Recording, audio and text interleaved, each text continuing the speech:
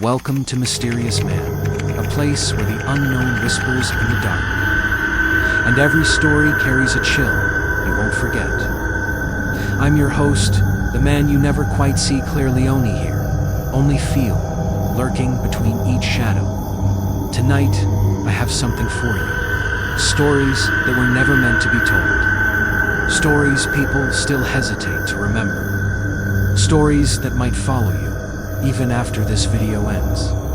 So before we begin, turn off the lights, put on your headphones, and make sure you're alone. Because once you step into this world, there's no turning back.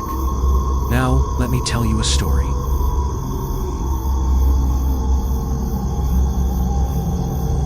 Hello everyone. In life, you never really know what's coming. There are things that are simply impossible to explain. Things that feel like fate. My family has just gone through something tragic. Yesterday, we finished the funeral arrangements for my brother-in-law, who unfortunately just passed away. My brother-in-law was born on April 24th, 1981 lunar calendar, which corresponds to March 20th, 1981. He passed away sometime between 1:38 p.m. and 2:20 p.m. on the afternoon of December 19th, 2018. After a traffic accident. The accident happened only about 1 kilometer from home. He fell into a small roadside canal. He may have lost consciousness after the accident and then drowned. Let me explain everything in more detail and piece together what happened. My brother-in-law worked in irrigation mechanics, specializing in maintaining and repairing irrigation machinery for the province. He had just been transferred to the provincial office about 6 months prior. Every day, he would drive to work with his older brother. They worked together at the same provincial irrigation enterprise. That day, he had to go to a neighboring district for work. Normally, he would ride in the car with his brother down to the city, then go with a colleague from the office to the district. But that day, things changed. He decided to ride his motorbike directly from home to the neighboring district. His colleague would travel separately from the office. That morning, he even asked his wife which route was shorter to get there, even though there were only 2 routes and he knew them well. My sister told him, "You already know this so well. Why are you asking me?" He replied, "Then I'll take both routes and see which one is longer, just to let you know." He finished work in the neighboring district that morning, had lunch there, and then left. He had a close friend living in a commune in that district. So he tried to call him, just a missed call at 1:38 p.m. normally. That friend never put his phone on silent, but that day he did, because he was taking a nap. Unable to reach him, my brother-in-law decided to head home. On the way back, he took an intercommune road, a fairly wide concrete road that connects to communes across open fields. It was quite busy, especially with students passing through to get to school. On both sides of the road were canals. One large canal about 20 to 30 centimeters wide, and another smaller one, overgrown with dense vegetation and stagnant water. About 1 kilometer from home, he collided with an oncoming motorbike. From what was later observed, it seems the 2 vehicles only sideswiped each other, rather than colliding head-on. The road was wide enough for even small trucks or cars to pass each other. However, at the scene, there were many broken fragments scattered around, and quite a bit of blood. At the time, I was in Hanoi and not present. After the collision, my brother-in-law fell into the smaller canal. It was fairly deep, though the water level was only about chest high for an adult. His body was found in the water, but his motorbike did not fall in. It was caught in thick grass near the edge. Notably, the bike was flipped upside down, with the front facing the opposite direction of travel. It was later confirmed that the people he collided with were an elderly couple, around 60 years old. After the collision, the wife who was riding on the back injured her arm badly. Her watch was thrown into the grass, and her arm was bleeding heavily. There were many drops of blood left at the scene. From what I was told, the couple also fell, and their mirror broke off. They stopped and the husband even went to look for something to help stop his wife's bleeding. Sometime later, 5 people passed by. 2 students, 2 workers, and a young woman, the one who later recounted everything to my family. They felt very guilty because they saw the elderly couple injured and bleeding, so they stopped to ask what had happened. The couple said that a young man riding in the opposite direction had hit them and then fled. After the collision, my brother-in-law likely lost control and veered into the canal about 20 meters away. He suffered an injury to his left shoulder. According to the police examination, his shoulder joint was dislocated, possibly from flipping and hitting a nearby electric pole. Those 5 people continued on their way. None of them noticed my brother-in-law lying in the canal. Honestly, if you weren't paying attention, you wouldn't notice, because the grass was very thick and the canal was narrow and deep. Strangely, the elderly couple said they didn't hear him fall and believed he had ridden away. But if they had looked back after the collision, they would have seen it. The road was completely straight. It was only later that a high school student noticed him. The student tried to pull him out, but couldn't because he was too heavy. He managed to lift my brother-in-law's head above the water, then ran to the nearby village to get help. Another woman passing by also saw him and ran to call people. The village was only about 150 meters away. There was even a workshop belonging to my family nearby, but no one knew. If he had been conscious and managed to go there for help, it would have been faster. Looking back, his chances of survival were actually very high. If someone had come right after the accident tour, if those 5 witnesses had seen him, he could have been given first aid immediately. By the time the student found him, he had likely already drowned. If his motorbike had fallen onto the road instead of being hidden in the grass, someone might have noticed sooner.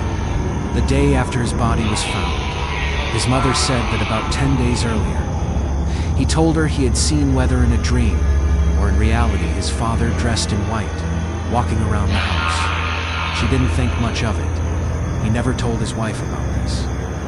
As for his father, he had passed away on Lunar New Year's Eve the previous year. A spiritual master had said his death was bad, so the family had performed rituals. Both my brother-in-law and his father were born in the year of the rooster. When his father died, my brother-in-law did not avoid any taboos. He personally washed the body, dressed him, and placed him in the coffin. When people mentioned spiritual taboos, he laughed and said, "It's my father. Why would I avoid anything? What would he do to harm his children?" Because his father's death was considered inauspicious, people suggested placing his spirit in a temple, but his mother strongly opposed it, insisting he should remain at home. My brother-in-law was the youngest son, and he and his wife lived with his parents. Now he is gone, leaving behind my sister and their 2 young children. At his funeral, one of the children held a mourning stick, completely unaware, smiling and playing, not understanding anything. It was heartbreaking because the child was too young to comprehend what had happened. Yesterday, we held rituals for him, including a ceremony to guide his spirit and another to address Derenji Tang, repeated deaths in a family. We invited a local spiritual master. I don't know how skilled he is, but earlier, the family had consulted a monk at a temple. The monk told us to let that master perform the ritual first, then come see him afterward. Some people said, my brother-in-law did not die a violent death, yet that master insisted his spirit should be taken to Ek Mong Pagoda in BSE Nin. The family even considered it, but later decided not to. Right now, the family is asking monks to set up a ritual altar to guide all the deceased spirits to the temple. After telling this story, I can't help but feel there are still many unanswered questions, especially about the possibility of Tarangi, T-A-N-G in my family.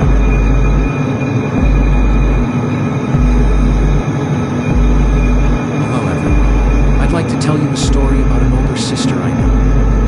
I have a woman, I'll call her A. She had just graduated with a degree in education and was unemployed. A close male friend introduced her to an uncle who worked in import-export in Saigon. He was looking for a tutor, someone to live in his house and take care of his 8 or 9-year-old daughter. Since she was unemployed, she immediately agreed and arranged to meet him. He mentioned that the job was actually in Dalat because his daughter was living there alone. He said he was originally looking for a nanny, not a teacher, but offered a teacher's salary. After discussing the salary and finding everything acceptable, A agreed and packed up to go to Dalat with him. When she arrived, A said the house was a very large villa. There was a maid who worked until 4 p.m. The maid warned A that she must never go near the backyard, where there was a storage shed. The first week passed without any problems. The man kept traveling back and forth. Then one night, after the little girl went to bed, I returned to her room. But she suddenly couldn't sleep. Late at night she heard a noise. Worried, she got up and went to check on her. She saw the girl standing in the middle of the room, dancing and singing at the same time. Terrified, I shook her, and the girl suddenly snapped out of it and walked straight back to bed. This kept happening repeatedly, making A extremely scared. She told the man about it, but at the time he was in Saigon and dismissed it. He told her to just take better care of the child and pay closer attention. A was starting to get scared, but she kept working. Her behavior became stranger and stranger. To give you an idea of the living room, there was a sofa placed against the wall in the middle. On the wall above it hung a picture covered with a cloth. A assumed it might be a wedding photo. A little distance away from the sofa was a large rug in the center of the room, where the girl usually played. Facing the sofa was a bookshelf and an armchair, where I believe the father often sat. Next to the armchair was a potted plant. That's a rough layout, so you can picture it. After a repeatedly called to report the situation, the father returned to Dalat. He said he would stay for a week to see if what she described was true. On the first night he stayed, I sat in the living room, using her laptop on the sofa. The girl sat on the rug playing with a roly-poly toy. The father sat reading in the armchair, opposite. Suddenly, the girl started singing.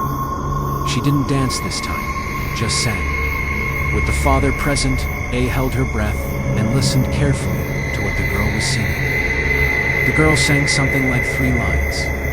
A headless woman is standing by the tree. A was so terrified, she nearly wet herself. She looked at the potted plant and saw something flash past it, as if something made the leaves tremble. She was already freezing with fear, but since the father was there, she stayed and listened. At that point, she closed her laptop completely. The room became silent. After about 5 minutes, the girl started murmuring and singing again. This time, the girl stood up, stopped playing, and began to dance. As she danced and sang, A held her breath and listened. The girl continued. The headless woman is sitting by the roly-poly toy. I looked toward the toy in the middle of the room and saw it swaying. At this point, A wanted to run to her room because she couldn't take it anymore. The air in the room felt thick, cold, and suffocating. Before she could say anything, the girl sang again, The Headless Woman. On the 3rd line, she said the woman was standing next to something and turned her head and locked eyes with the father. It meant he had heard it too and was just as terrified. They were so scared that everyone went back to their own rooms. The little girl returned to hers. As for what else I experienced that made her quit her job, I don't remember exactly. But she did quit and returned to Saigon. After some time, she called to check in, and the father said the situation hadn't improved and asked her to help find a spiritual medium. After returning to Saigon, I suffered from insomnia and constant nightmares. When she went to a fortune teller, she was told that she had previously been followed by a headless female spirit. As for who the headless woman was the girl's mother. During one of the father's business trips, robbers broke in, stole things, and beheaded his wife. After that night, the father confessed everything to A. He had never told anyone about his wife's tragic death. When people asked, He just said she died from illness. Her spirit never passed on. The place where she was killed was the backyard storage area. The little girl was too young at the time to remember her mother or even know that she had died. The mother's spirit would return every night to play with her child. A also said that the owner had hired many people in Daoland, but none could last more than a week. That's why he had to ask acquaintances in Saigon to find someone in. That's how he found him. As for what happened later, it's unclear whether the husband ever brought in a medium to help his wife's spirit pass on.